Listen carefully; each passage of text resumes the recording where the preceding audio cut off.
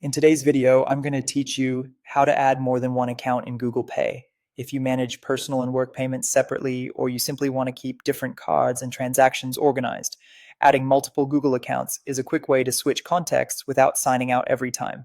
I'll walk you through it on a desktop browser using the Google Payment Center, which mirrors the Google Pay experience on the web.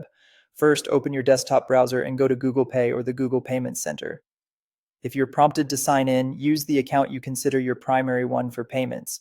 This page is your hub for payment methods, transactions, passes, and settings tied to the account that's currently active. It's important to start on the right profile so your added accounts stack neatly from there.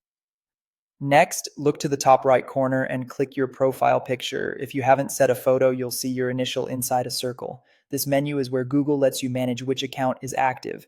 It's the same style of account switcher you might see in other Google products, so it should feel familiar. From that profile menu, choose Add Account. A new sign-in window will appear. Enter the credentials for the additional Google account you want to use with Google Pay.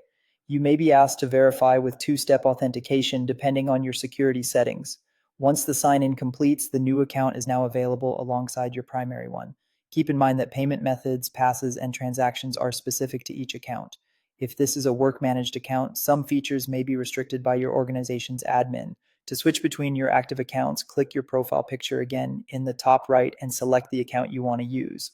The page will refresh under that account, and you'll see only the payment methods and activity associated with it. Before you add a new card, make a payment, or update settings, double check which account is active by confirming the profile indicator in the corner. This simple habit prevents adding personal cards to a work profile or vice versa. A few quick tips as you use multiple accounts.